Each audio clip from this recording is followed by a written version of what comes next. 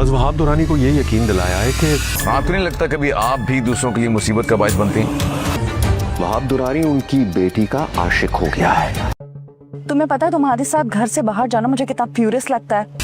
जवार पारस को लेकर भाग गया किसी मुसीबत की तरह 24 घंटे मेरे सर पर मुसल्लत रहते हो। और इस सारे खेल में behzad इन्वॉल्व है। भाईजान पे इल्जाम लगाने की क्या जरूरत थी? भरोसा रखें। पारस बीबी को अपने घर पे रखने की सजा ये है।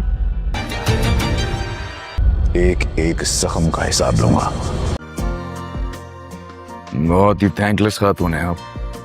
देखेंगे कि नदीम अब जवार से बदला लेने के लिए वहाब के दुरानियों के पास जाता है और उसे यकीन दिला देता है कि जवार ने ही पारस को अगवा किया था और इसमें शामिल बेजाद था। इस पर आप देखेंगे कि जब घर वापस आता है तो अपनी बीवी को भी ये सब कुछ बताता है तो उसकी बीवी बहुत ही नाराज़ होती है और कहती है कि वहाँ पर भाईजान का नाम लेने की क्या ज़रूरत है। इस पर वो कहता है ज़रूरत थी ना, क्योंकि वो वहाब दुरानी है तुम्हारी भतीजी का आशिक हो चुका है और वो हर हालत में उससे शादी करेगा। नाजरीन, आप देखेंगे कि नदीम अपने बेटे की बेइज्जती का बदला लेगा जवार से और उसे ऐसी सज़ा देगा कि उसे पता चलेगा। इधर आप देखेंगे कि वो वहाब दुरानी के पास जाता है और उसे यकीन दिला देता है कि सब कुछ करने वाला और कोई नहीं जवार और उसके पीछे किसी के और का हाथ नहीं, खुद मीर बेजाद का है। इधर आप देखेंगे कि वहाब दुरानी को बहुत ही गुस्सा आ जाता है और वो कहता है कि मैं तुम्हें छोड़ूंगा नहीं। इधर जब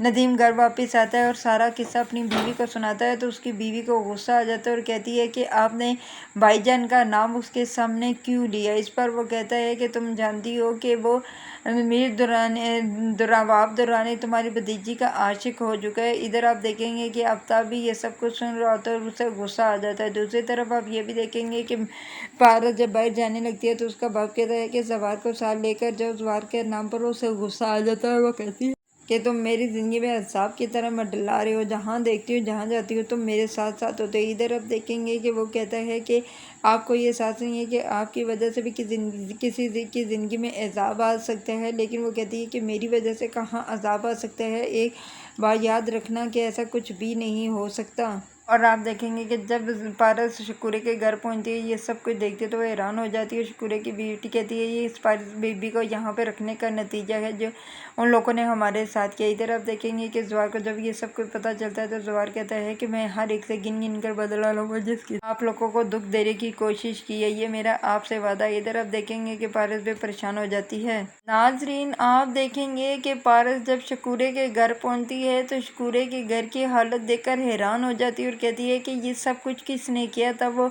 उसकी बेटी बोलती है कि पारस बीबी आपको रखने का ये नतीजा है और हमें ये सिला मिला है। इधर आप जिन लोगों ने हमें इतने दुख दिए, हमारे इतने अनसुन कर, हम उन्हें कभी माफ़ नहीं करेंगे। ये सब कुछ जब जवार सुनता है तो जवार कहता है कि मैं आप सबके साथ वादा करता हूँ कि आपके हर दुख का गिन गिन कर बदला लूँगा, मैं उन्हें कभी भी माफ़ नहीं करूँगा। इधर आप देखेंगे कि नदीम ने जवार से कहा था ना कि मैं तुमसे ऐसा बदला लूँगा कि तुम देखना कि तुम्हारे साथ होगा क्या, क्योंकि उसने आफ्ताब के मुंह पर दफड़ मारा था। नदीम ने आफ्ताब की बेइज्जती का बदला लेने के लिए ये गेम सब रचाई गई। इधर अब देखेंगे कि वो वहाब दुरानी के पास जाता है और उसे कहता है कि तुम जानते हो कि पारस को अगवा करने वाला और कोई नहीं जवार खुद था और एक और बात याद रखें ये सब कुछ करवाने वाला कोई और नहीं मीर बेजाद खुद है। इस पर वहाब दुरानी को गुस्सा आ जाएगा और वो कहेगा कि तुम्हें मैं छोड़ूंगा नहीं। इधर अब देखेंगे कि जब घर वो वापस आता है नदीम तो अपनी बीवी को भी ये सब किस्सा सुनाता है तो उसकी बीवी को गुस्सा आ जाता है और वो कहती है कि मेरे भाई का तुमने नाम क्यों लिया, तुम्हें और किसी का नाम नहीं है। तो वो कहता है कि जो भी हो ये सब कुछ करने वाला और कोई है ही नहीं, तो